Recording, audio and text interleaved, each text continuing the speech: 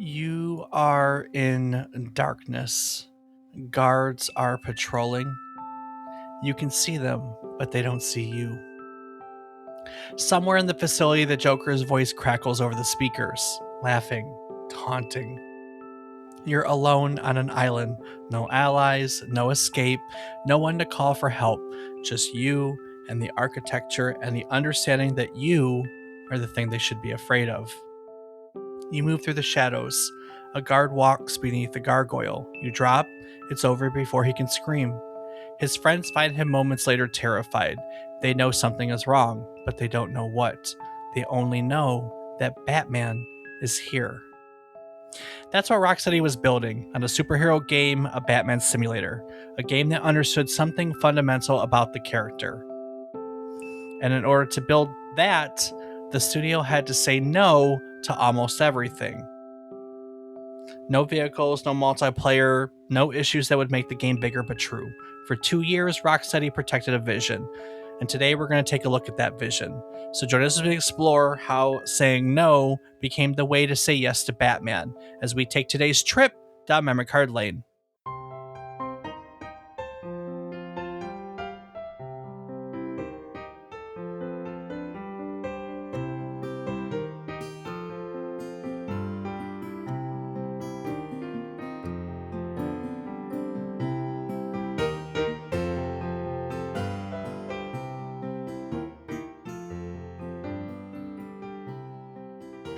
Good morning, good afternoon, and good evening. I hope these words find you well. Hello, and welcome to the 313th episode of our Video Game History Podcast, A Trip Down Memory Card Lane.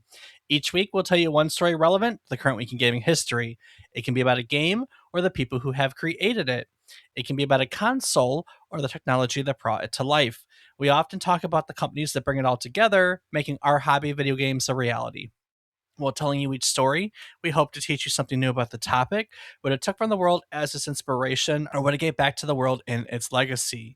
Today, we are looking back at Batman Arkham Asylum, the 2009 action adventure game from Rocksteady Studios that held the Guinness World Record for most critically acclaimed superhero game ever. It was built by a small British studio that rose from the ashes of a bankrupt predecessor and then spent 2 years saying no to nearly everything in order to say yes to the Batman. It's a story of a team that understood a character so deeply they could protect him from their own good ideas, and the philosophy of restraint that became the only way to build something this true to itself. I'm David Casson, and as always, I'm joined by my co-host, who I have absolutely no doubt approaches game design with thoughtful discipline, carefully considers every feature before committing to it, and has never once been tempted by a cool idea that contradicts the core vision. He is a model of focused creative restraint who would absolutely not cave when someone suggested adding a playable Batmobile segment or multiplayer modes or any other number of things that would make the game bigger but less true. He is my brother, Rob Casson. Rob, be honest. How many cool ideas would it take before you started compromising the vision? One. What idea would that be? What idea would just totally derail you? Drivable Batmobile. Yeah, Batmobile's cool. Exactly. Especially the old one. The Batmobile is very cool. Well, Adam West Batmobile? Hell yeah. This would not been that. Can you imagine that you're playing Arkham Asylum and then the old school Adam West Batmobile just shows up in the middle of it? I think that'd be fantastic. Yeah. And then you just get to run everyone over. I do like the Bat Tumbler or whatever it's called, though. Yeah, the Tumbler's sick. I mean, I get everyone has their own, but for me, Batman Begins, that trilogy, that's my favorite Batman. I just think it's cool as fuck. So yeah, it is pretty fantastic. It's definitely my favorite. Although Robert Pattinson's version was not that bad, I'll give him that. It was pretty good. I'm with you on that one. I'm not going to take it away from him whatsoever, but yeah, it's great. All right, well, have you played through the Arkham series? I have not. No, I So watched you play a bit, and I watched a little bit of playthrough out random clips, but I never actually played through it. Actually, no, it wasn't you who I watched play. It was maybe it was my roommate Jake, someone in college. Now that I'm thinking about it, I remember I we helped you get one of them, the original, long time ago at a arcade. But yeah, it wasn't until college that I watched playthrough. I gotcha. All right. Well, before we get to the story of Batman and how this game series came to be one of the most critically acclaimed superhero games of all time, why don't you share with our listeners what else has happened during this week in gaming history?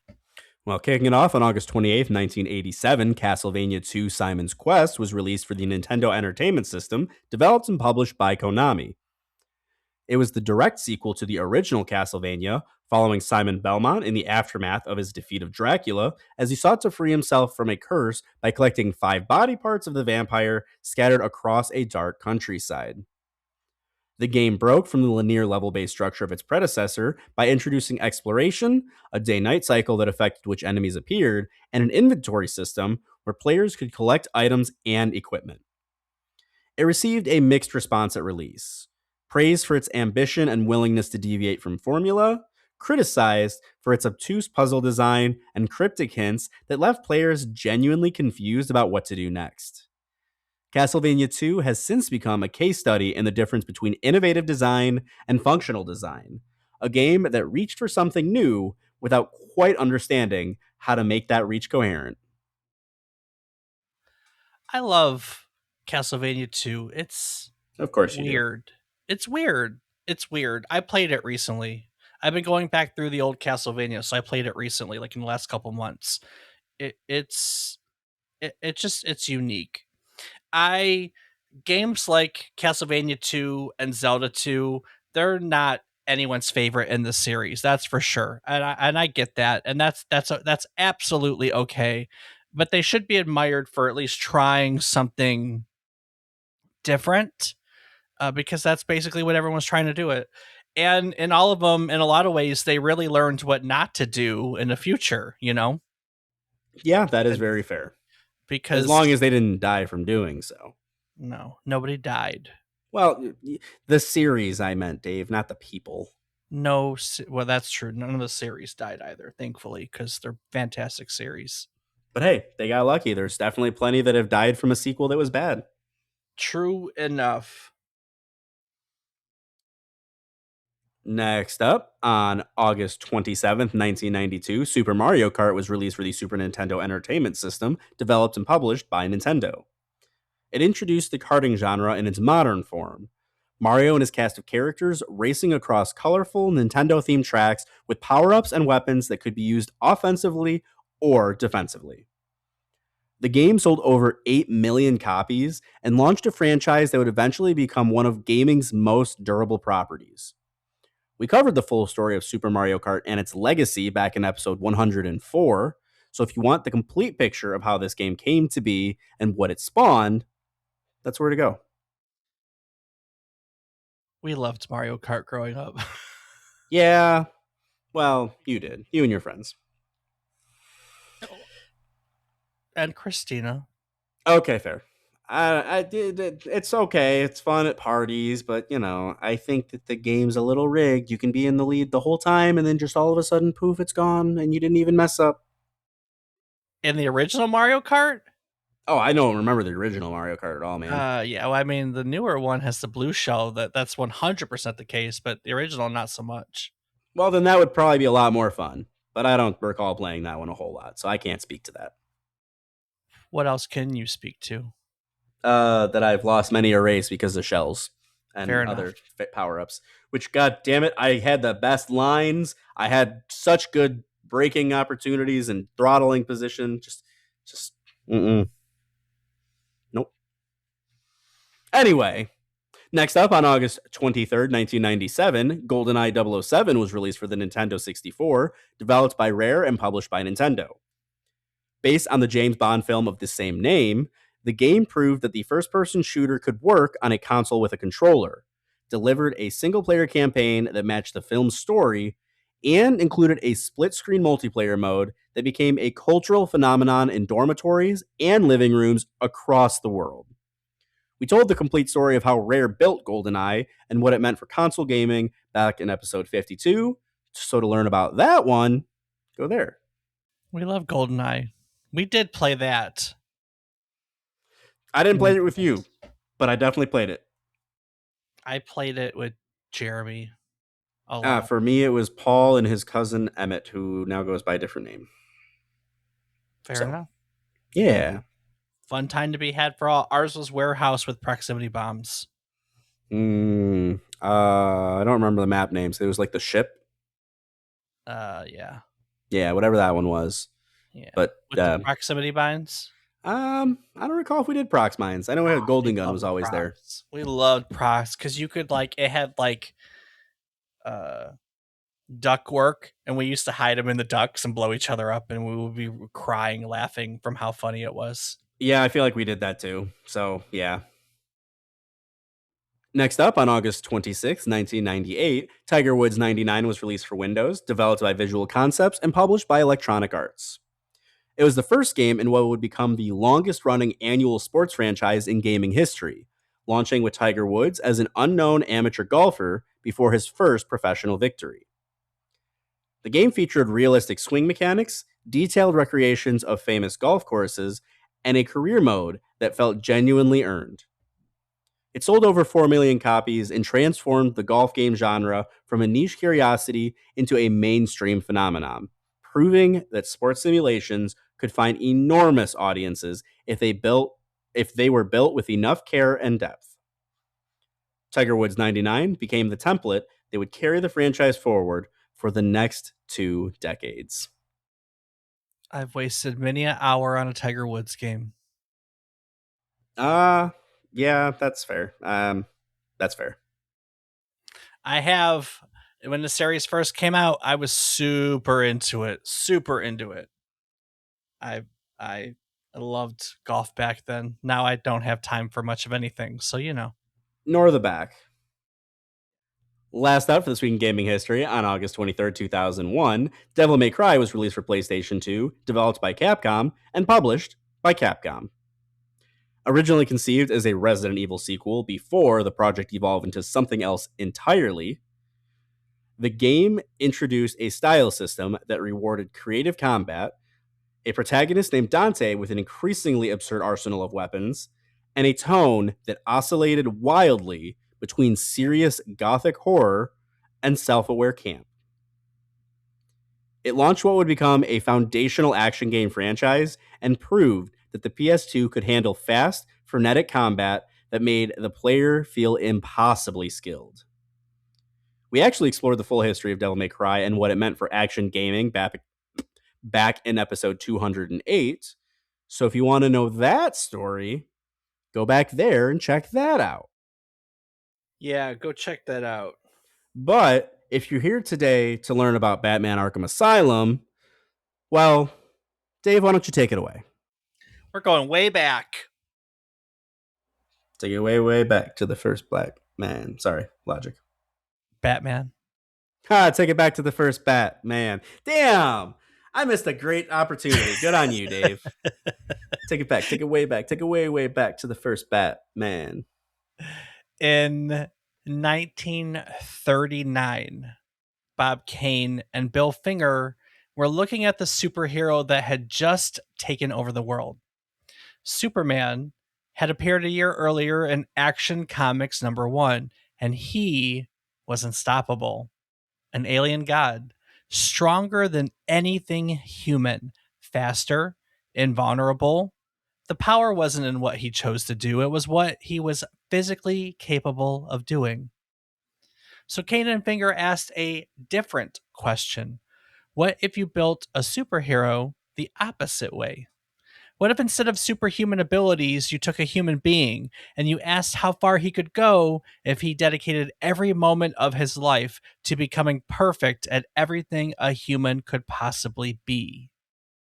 That's how Batman was born in Detective Comics #27 in May of 1939. You missed a chance, Dave. That's how Batman begins. Oh. Batman is a character built not on power, but on discipline, on intellect, on training, on the refusal to take shortcuts even when they are available. Batman would be a detective, a martial artist, an engineer, a psychologist. He would prepare obsessively for every possibility, and he would have one immutable rule: he would never kill. That last part matters. Most superheroes kill when they have to. It's the cost of being powerful. But Batman's refusal to kill wasn't a weakness, it was a principle, it was character. It meant that every problem he faced, he had to solve without that option. He had to be smarter, faster, more prepared than anyone else because he'd taken killing off the table. For nearly 80 years, Batman proved that this idea worked in comics, in television, in film. He became one of the most popular characters ever created, precisely because he was defined by not by what he could do, but by what he refused to do. But somewhere along the way, people that were trying to turn Batman into a video game forgot what made him work. The problem you see is fundamental. Video games are built around player agency and freedom. You want to give the player options, let them approach problems however they want, let them improvise. But Batman can't improvise. He can't break his code. He can't kill. He can't use guns. He can't abandon his principles just because it would be easier or more fun. Most developers solved this by not solving it at all. They treated the license as a wrapper. You take a genre, a beat 'em up, a shooter, a platformer, and you skin it with Batman. You put him in the world, you give him his gadgets, and you build a game around whatever mechanic feels profitable that year. Batman becomes a vehicle for the genre. The character that defines the game gets replaced by the game that defines the character. The results were predictable and predictably disappointing. In 1989, Sunsoft released Batman for the Nintendo alongside Tim Burton's first film. That game was actually decent, a solid action platformer. But it wasn't trying to be Batman the character, it was trying to be Batman the license. After that, it just got worse. There were Batman games that were generic brawlers with Batman slapped on top. Games that turned him into an action hero who threw explosives and destroyed buildings. Games tied to Christopher Nolan's films, for instance, that somehow managed to be less engaging than watching the movies themselves. By the early 2000s, the Batman license had developed a reputation, not for quality, but for failure. Publishers would acquire the rights, developers would take the contract, and players would brace themselves. The pattern was clear. Owning the Batman license did not elevate your game. It just gave you a character people cared about and a really good way to disappoint them. This history is important because in 2004, when Argonaut Games shut down and two of its employees decided to found their own studio, they weren't just starting a small video game company. They were starting it in a world where Batman had become toxic. But first, I think you need to understand who these two people were. Jamie Walker had been Argonaut's creative director. Sefton Hill had been the head of production. When Argonaut closed in late 2004, they could have moved on to other studios, found other work, settled for being a part of somebody else's team. Instead, on December 13th, 2004, they founded Rocksteady Studios. SCI Entertainment believed in them enough to back the bet. The publisher acquired 25.1% of the new company's shares, loaned them £250,000, and assigned them a project called Roll Call that had been in development at Argonaut. By January of 2005, Rocksteady had about 20 employees, mostly ex-Argonaut staff working out of offices in North London. Roll Call went through a series of name changes as development proceeded. Zero Tolerance, City Under Fire, then Urban Chaos Riot Response. It shipped. Wow, that was a squeak, huh? A little bit. It shipped in 2006 for PlayStation 2 and Xbox. It was a competent game, a first person shooter with some interesting ideas. Most of all, it proved Rocksteady. Most of all, it proved that Rocksteady could finish a project. It proved that they could ship.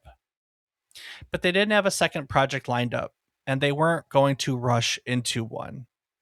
After Urban Chaos shipped, Rocksteady made a choice that most struggling studios never make.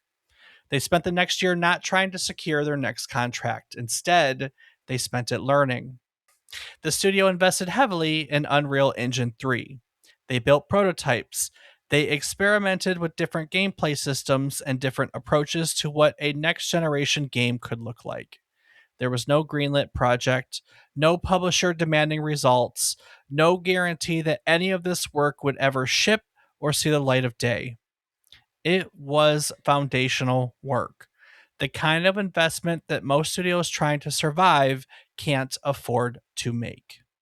But Rocksteady, they did it anyway.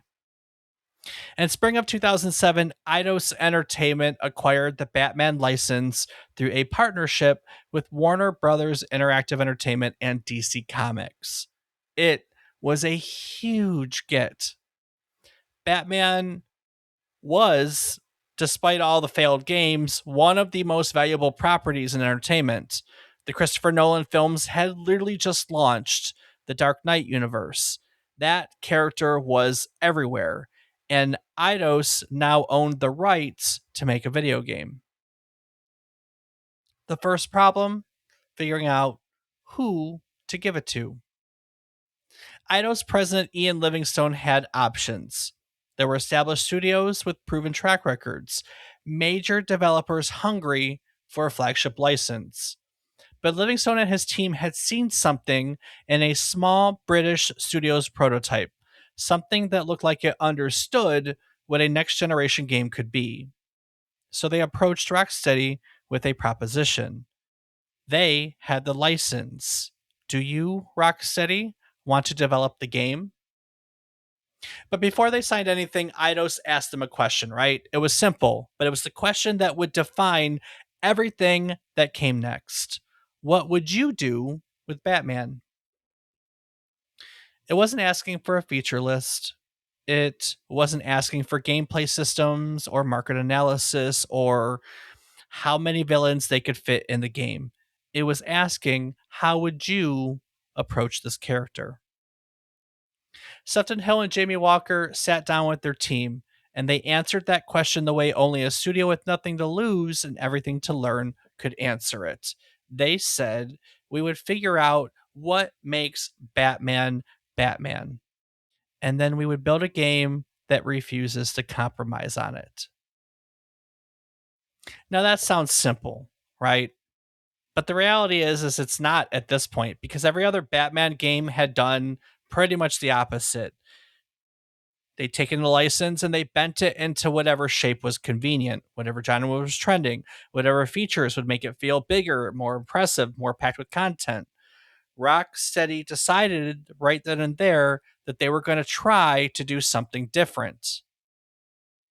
They got a whiteboard, and then they wrote down everything they understood about Batman, not as a license, but as a character. And as we went through the list, Batman is a detective, Batman is a strategist, Batman is physically disciplined and mentally prepared, Batman refuses to kill, Batman's vulnerable, Batman operates in shadows, Batman uses intelligence and preparation instead of overwhelming power. Batman is defined by what he won't do as much as what he can do. Then they looked at that whiteboard and they made a decision that would guide every single choice in the next 2 years of development. They said, everything we build has to exaggerate these things. Everything has to bring these elements forward. And anything that contradicts them, anything that makes Batman compromise his character just to be cooler or flashier or more fun has to go. Even if it's a good idea, even if it's a really good idea. That was a philosophy of restraint in an industry obsessed with features, with content, with packing as much as possible into every game. Rocksteady was saying that they were going to do less, but they were going to do less right. Paul Crocker, Rocksteady's lead narrative designer, described it later. We had a combination of fans in the studio and some people who were more mainstream Batman fans who were only aware of Batman through the films. Something that happened throughout the studio was that we realized how much depth this character really had, and I think everyone in the studio came to really love him. And that love, that genuine respect for the character, became the filter for everything. Sefton Hill puts it plainly: nothing we came up with in terms of design could ever break those things. If it didn't fit who Batman was, we would drop it. Now, this is pretty radical because what Rocksteady is essentially saying was, we're not going to try to make the greatest video game ever made.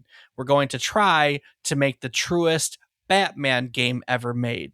And we're betting that those two things are the same.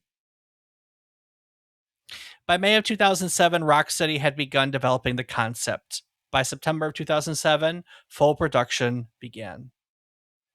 And for the next 21 months, they would test that bet again and again and again. Every decision, every feature, every moment where something cool or impressive or fun would contradict the character. And every time, they would choose Batman over the game.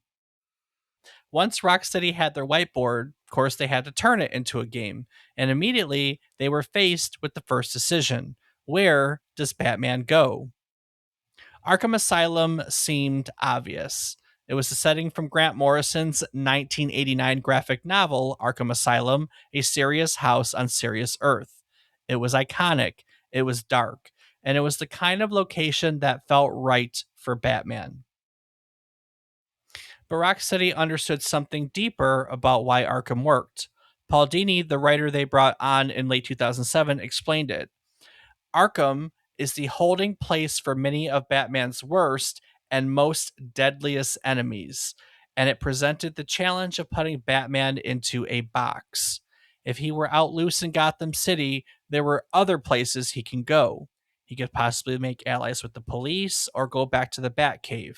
But Arkham is self contained. We put it on an island, a little like Alcatraz, so he is really confined. He is locked in the main part of the asylum, and it really is kind of like an escape from a prison. This wasn't just choosing a cool location. This was understanding that Batman works best when he's isolated, when he can't call for help, when the only person he can rely on is himself.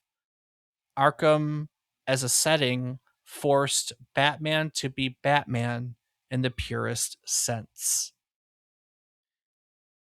The island itself became a character. Rocksteady designed it with different architectural styles for different buildings: the medical wing in Victorian Gothic, the intensive treatment unit in Industrial Gothic, the maximum security area retrofitted like a bunker. Each building had history, each location told a story, and all of it was built to feel like a place that nightmares are locked away in. But the setting was just the beginning. The biggest challenge Rocksteady would eventually face would be the combat, because Batman's fighting style has to feel a certain way. He is not Superman throwing punches that could level buildings. He is a trained martial artist using discipline and technique to overcome multiple opponents. He's efficiency. He is precision. He makes it look easy, even though it's the result of decades of training. And translating that into a video game proved to be harder than I think anyone anticipated, right? Rocksteady ended up going through 3 different combat systems before they got it right. Their first attempt was a full rhythm action game. That doesn't work. Combat, in this sense, isn't a rhythm puzzle. It needs to feel immediate and responsive. The second attempt was a 2D system. There were colored circles that crashed into each other during fights. That wasn't working either. It felt too abstract. It didn't feel like Batman. And then they looked at that second system and they asked, what if we kept the core idea but built it in 3D? What if we made it so simple that the player could focus on the feel rather than the controls? There are 3 buttons: attack, stun, counter. That's it. Sefton Hill explained the philosophy behind it. We had the philosophy that if it's something that's simple for Batman to do in his world, then it should be easy for the player to execute as well. That's where the combat simple controls come from. But simple controls, as we know, don't always mean simple gameplay. The system has to feel alive. It has to let the player chain attacks together. It has to make them feel like they were flowing from one enemy to the next, getting faster, getting more fluid as the combos grow. It has to reward timing and positioning over button mashing. Took this team weeks of tweaking, weeks of iteration. They spent more time making the combat feel right than making it look impressive. Hill said it plainly. We spent a lot of time making it play great before making it look great. And when they finally found it, when it was right, it admittedly was real right. You could feel it. Batman moved like Batman, not a generic action hero, like someone who had trained every day of his life to be perfect at this. But even as the combat was also coming together, Rocksteady was out there making other decisions that protected the character. Decisions about what to cut. Mr. Freeze was a character they considered including. He's iconic. He's visually distinctive. He should have fit perfectly. True. But very true. But Rocksteady realized something. Mr. Freeze doesn't have a personal vendetta against Batman. His motivation is completely separate. He's not driven by hatred or obsession with Batman. He's driven by love for his wife. If you put him in Arkham, why would he care about Batman at all? Because he wants to get out. Well, that's not how they saw it, so they cut him. The Mad Hatter, another. Paul Dini had pitched an idea, a garden maze that poison ivy could grow in different directions. In the center, the Mad Hatter would be hosting a tea party. Batman would have to navigate this bizarre, surreal environment. It's a cool idea. It's visually interesting. It's exactly the kind of set piece that would probably look amazing in a trailer, but it doesn't fit the tone of the game. Arkham Asylum is supposed to feel claustrophobic. It's supposed to feel horrifying. A whimsical garden maze full of tea parties doesn't belong there. So they cut it. This is their philosophy in action. Every time something cool or impressive or interesting contradicts who Batman was or what the game was trying to be, Rocksteady said no. And they had to say no to some really big ideas. Batman has a Batmobile. Batman has a Batwing. These are iconic parts of the character. Every Batman game before has pretty much tried to include vehicle segments, Batmobile chase scenes, aerial dogfights. It genuinely seems like an obvious feature. They did discuss it. They considered it. They seriously considered it. And then they decided against it. Sefton Hill explains, we didn't have a flying or drive-in section in the game. That's true. There was a lot of discussion around that.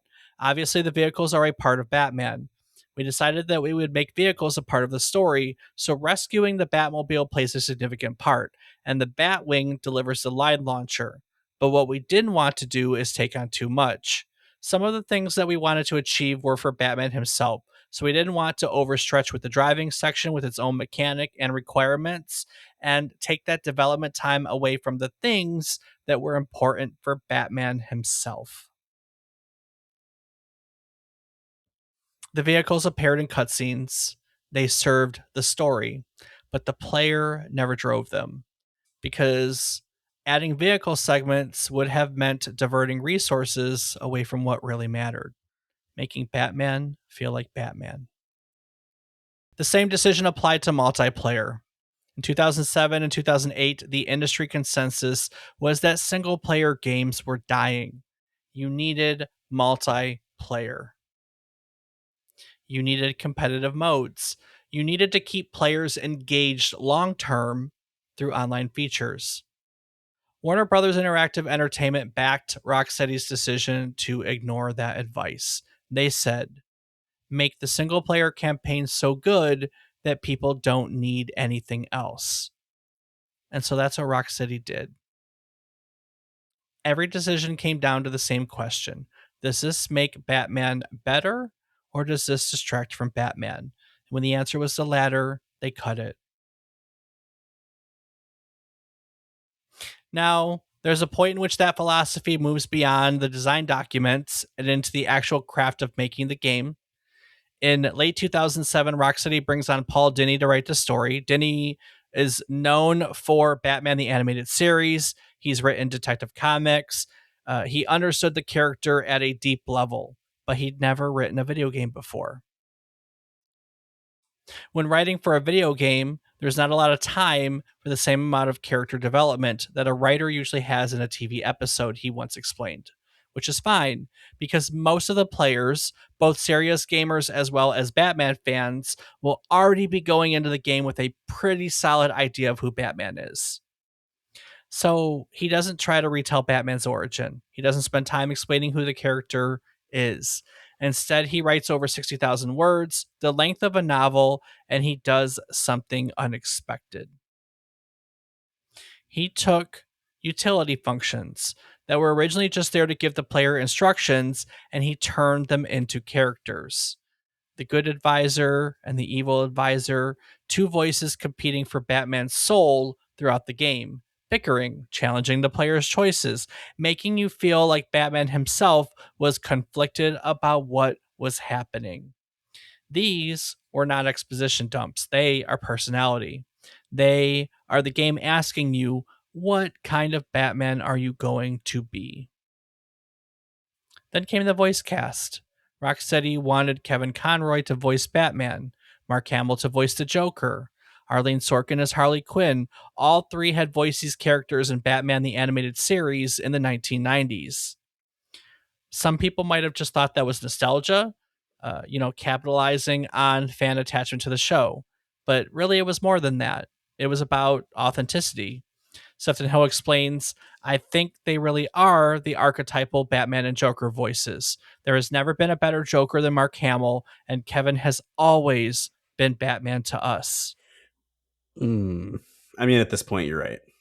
I look, I'm a fan of Heath Ledger as a Joker, but I think Mark Hamill is still my favorite Joker personally. So I don't know. That's a tough one. They're both fantastic. It's really hard to choose, but I mean, I don't know. Something about Heath Ledger's performance. they end up locking all three voice actors within 5 minutes of the first meeting because there was no doubt these were their voices. Nice. But Hamill did something crucial when he saw the character models Rocksteady had designed. The Joker in the game was darker, grittier, less theatrical than the animated series version, more menacing, more genuinely dangerous. So Hamill went darker too. He went back to his comic book collection. He studied older versions of the Joker from the 40s and 50s before the character had fully evolved into the homicidal maniac he'd become. He found a performance that was clownish and playful, but with an undercurrent of genuine menace. Something that could be funny and terrifying all at the same time. And with that, he recorded thousands of lines. Hamill had more dialogue in the game than Batman did. He was everywhere, tormenting Batman through speakers and cutscenes all throughout the environment. The Joker's presence is constant. Rocksteady's commitment to Batman gets even deeper. Batman has a cape. It's one of the most iconic elements of the character. It's part of his silhouette. It's part of how you recognize him. One person at Rocksteady spent 2 years working on nothing but the cape. Jeez. 2 years on a single piece of fabric that Batman wears. The result was over 700 animations, 700 different ways that the cape can move. Damn, that's insane. Sound effects for each one, the cape reacting to Batman's movement, to the wind, to impacts, to explosions, moving realistically, moving like it had weight and substance. Why? Because the cape's a character. When you see Batman move, the cape tells you something about how he's moving, about what he's about to do. It's not just a visual flourish. It's part of how Batman communicates without speaking. Idle's president Ian Livingstone would later say there was one person working on nothing but the cape for 2 years, so there are over 700 animations and sound effects attached to the cape alone. That's why it looks so beautifully realistic. The same attention went to the environment. Rocksteady designed 40 rooms, 34 corridors, 3 exterior areas, 3 scarecrow hallucination sequences, each one modular, each one built like they were assembling with Legos, but each one detailed enough to feel like a real place with a real history. The medical wing was inspired by Victorian architecture with metalwork designed to inspire horror. The intensive treatment unit was made with a Gothic industrial style. The catacombs had early 20th century brickwork. Each building tells a story about Arkham's past. David Higo, the art director, explains the approach. The first main goal while designing the visual direction of Batman Arkham Asylum was to work on a glue that would join 2 diametrically opposed styles, the comic book style and an ultra-realistic render. The traits of the characters and the environmental architecture had to be extravagant enough to embrace the essence of the Batman universe. But at the same time, we wanted to give the game a very realistic touch in the texture treatment and in the details. And lighting itself would also become a tool, not just for atmosphere, but for gameplay. Light was used to draw the player's eye, to highlight points of interest, to guide you through boring corridors by making certain things stand out. Darkness was used strategically so that shadows became places for Batman to hide, places to wait, places where Batman belongs. Everything here serves the character.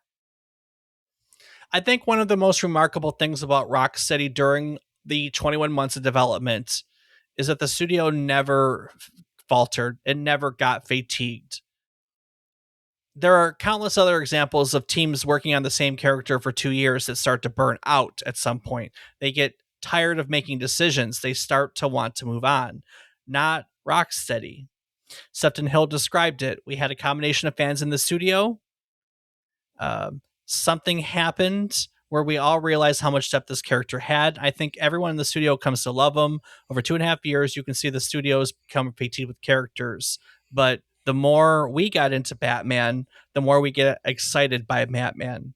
We would devour more and more of the Batman lore and universe. The team started at 40 people, grew to 60. And as the game developed, the team's investment in the character just grows and grows. They aren't just making a game. They're making a mirror, a world that reflects what Batman actually was. Every detail, every cape, voice, lighting, architecture, advisor voices, gadgets, combat system, all of it designed to answer the same question that they had posed to themselves 2 years earlier. What would you do with Batman? And Rocksteady's answer was and remains, we would make him true. By late 2008, Arkham Asylum was nearly complete. All the details were locked in, all the decisions made, all the no's they said to features and ideas that would have distracted from the core were in place. All the work on capes and lighting and dialogue and combat systems were there. Everything was ready. But there is one thing left. They still had to find out if it had all been worth it. You know, Rob, there's something about finishing something you've spent 2 years protecting, 2 years saying no to things that might have made it bigger, but would have made it less true to what it was supposed to be. So, hearing about those 21 months at Rocksteady, the weeks spent tweaking combat controls, the 2 years on a single cape, the 700 animations, all that stuff, it's just, it's an incredible commitment to getting every detail right. And it's a lot of work. It's so much work. And it just, the more I think about it, the more honestly grateful I am that when we make this podcast, we don't have to do any of that. Right. There's no cape animations. There's no 2-year iterations on a single feature. No, it is so easy, and that is largely because we use Zencaster.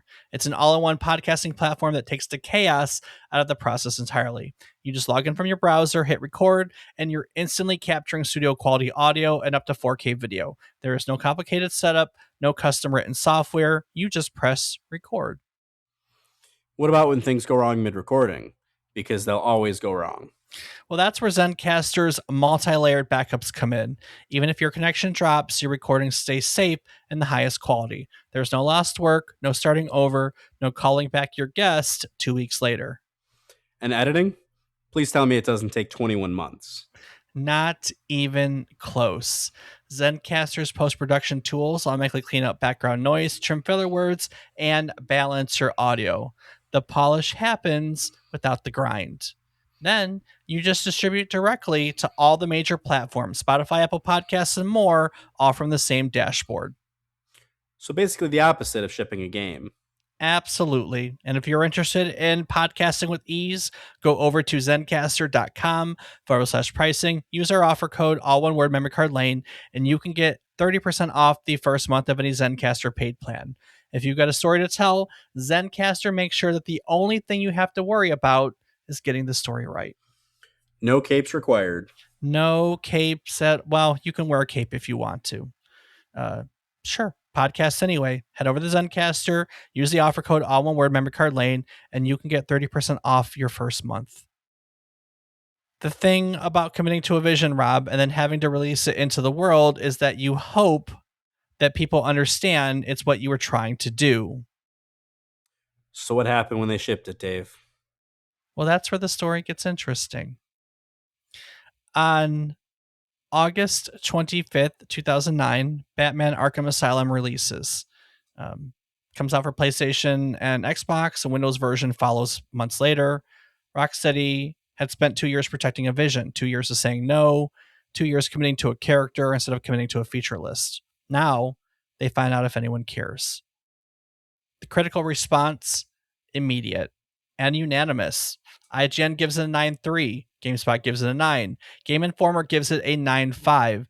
Edge called it by some distance the best superhero game of modern times. Eurogamer says it's the best superhero game bar none. Metacritic scores at 91 across all platforms. These reviews do something more than assign numbers. They recognize what Rocksteady had actually done. Greg Kasavin at GameSpot wrote that no other PC game had so effectively combined so many seemingly incompatible elements into one highly polished game. Reviewers compared it to BioShock for its atmosphere, to The Legend of Zelda for its adventure design, to Metroid for its world layout. But what really stands out is something even more simple. Reviewers kept saying the same thing. Even if you stripped away the Batman license, the core mechanics were just good. They were really, really good. The game worked not because it had Batman's name on it, but because it understood what made Batman work and built a game around that understanding. That was Rocksteady's bet, right? And it paid off. The commercial response matches the critical one. The game sold nearly 2 million units, 2 million units in its first 3 weeks. Oh, holy shit. By the end of September 2009, it had sold 2.5 million copies worldwide. It topped the UK charts for 2 weeks. On the US software chart, it took two of the top 5 spots in its first week. And I think it's important to go back to what's interesting about that, right? Superhero games have a reputation. Decades of bad Batman games had taught people to expect disappointment. Most players approached Arkham Asylum with skepticism. They'd been burned before, and then something unexpected happened. They played it, and it was good. Septon Hill reflected on this later. Superhero games had a tendency to not live up to the expectations in the past, so I think there was naturally some skepticism. I think you're right in terms of when people got their hands on the game and were pleasantly surprised that it was a Batman game, but it was also a good game. A lot of people said that even if you strip out Batman, the core mechanics are still good.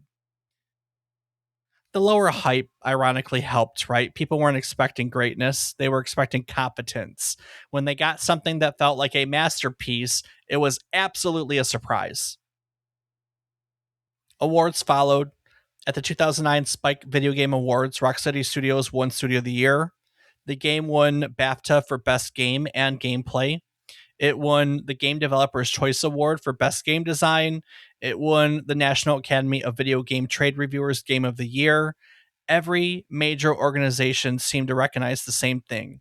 Something significant had just happened. But the most meaningful recognition to some came from Guinness World Records.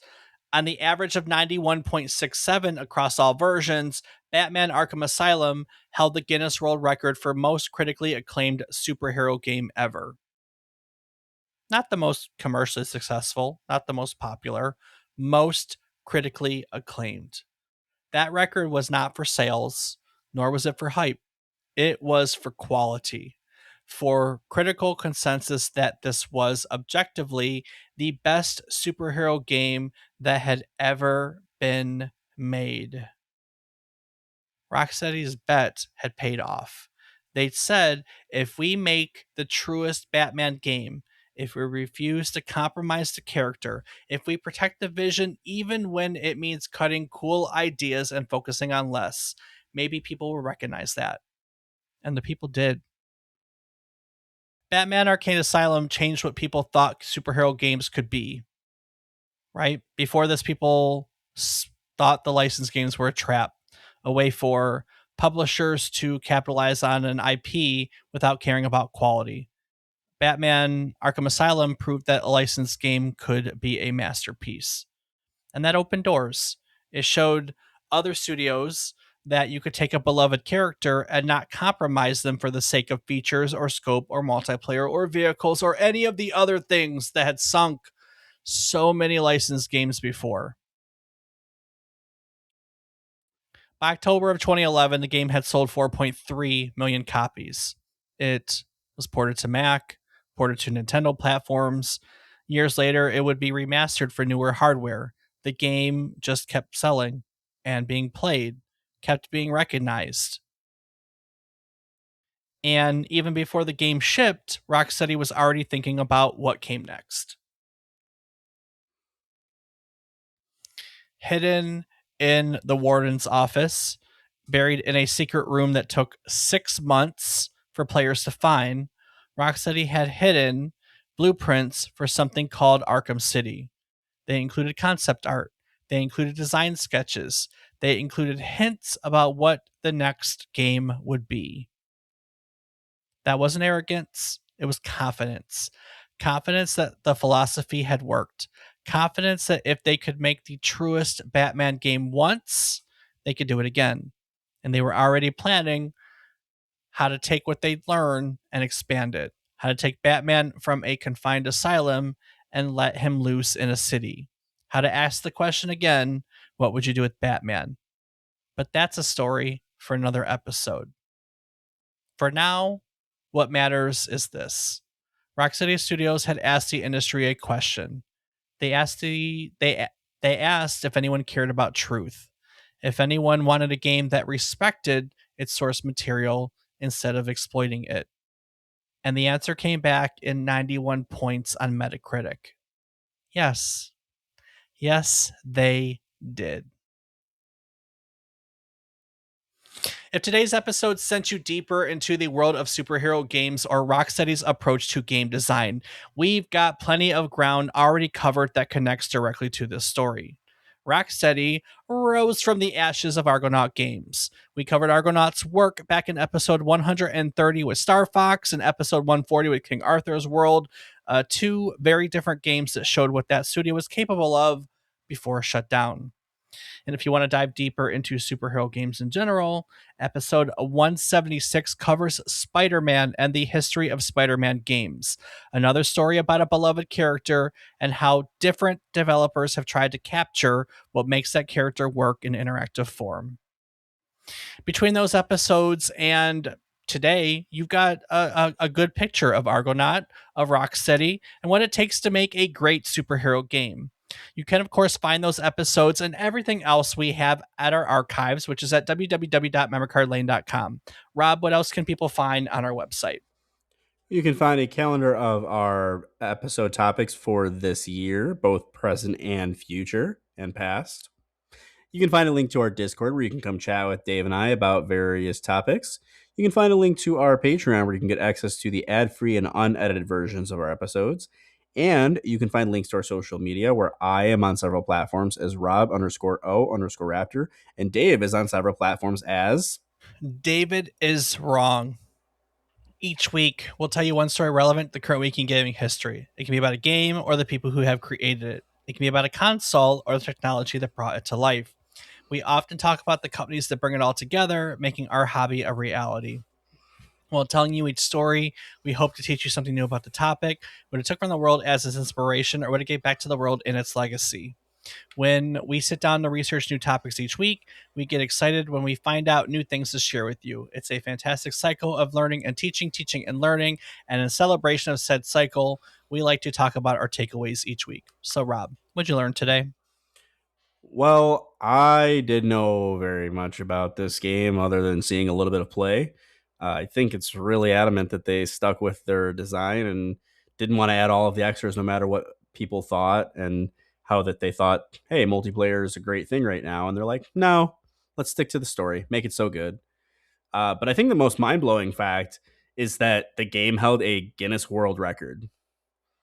It's not something I normally think of, and that's just crazy to me. Um, I know it's a great game. I just never would have guessed that this would have a Guinness record for being the most critically acclaimed superhero game ever. I don't know if it still holds that title, but to even have held it at one point is pretty insane. You've never played it.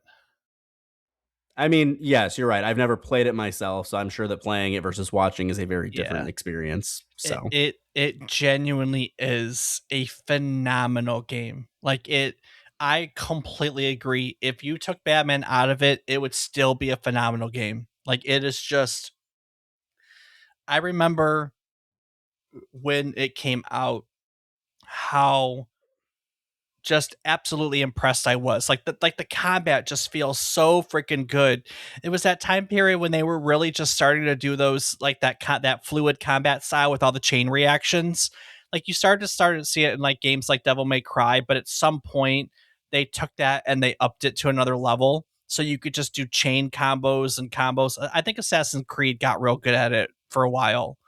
But it has the most fluid combat in it. It really does feel like so good, and just everything. Genuinely, it's an excellent game. Like, I highly, highly, highly recommend it. well, I'll have to try it out one of these days.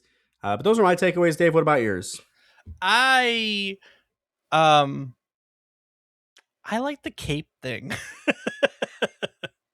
I mean, the rest of the story is really cool, right? The building a game through a philosophy of no, basically. We want to be true to Batman. That's all cool and all, but to dedicate it so much that you just, hey guy, what's your title? Cape guy. You know what I mean? Like, 2 years, this one guy's like, yeah, I just made a cape. I think that's so freaking cool. Yeah, you got a point there. That is really, really awesome. I mean, over 700 animations If is there mind is boggling. if there is anything, any single idea that is like, we are so dedicated to the concept of making sure that we get this right, that we show the best version of Batman there ever was. 2 years on a cape. Come on, man. That's impressive. Yeah, no, that's pretty freaking fantastic. You're right, Dave. That's a great one. All right. Well, before we wrap it up, I wrap it up and take it into next week. Is there anything you'd like to add to today's episode? I'll just take a quick moment to say thank you so much to everyone for listening. It means the world to us, and we hope that you enjoy getting to learn alongside of us. So thank you. Rocksteady rose from the ashes of Argonaut Games. Two people refused to let a studio die when it closed, and instead they started their own. They spent a year learning. They shipped one game that proved they could finish something, and then they waited for the right project. When it came, when Eidos approached them with the Batman license and asked, "What would you do?" they had an answer. Not a list of features, a philosophy. Identify what makes Batman Batman.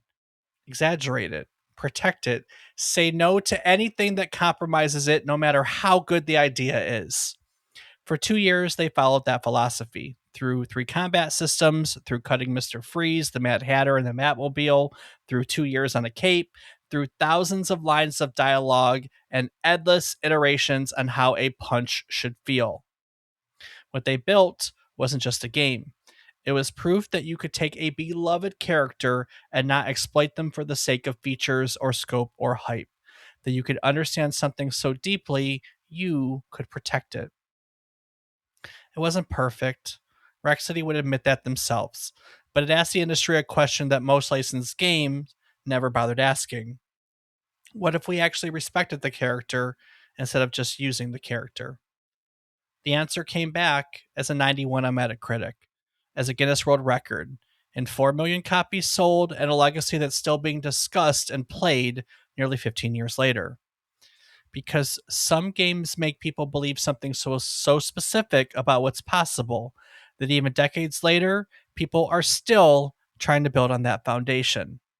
Arkham Asylum was that kind of game.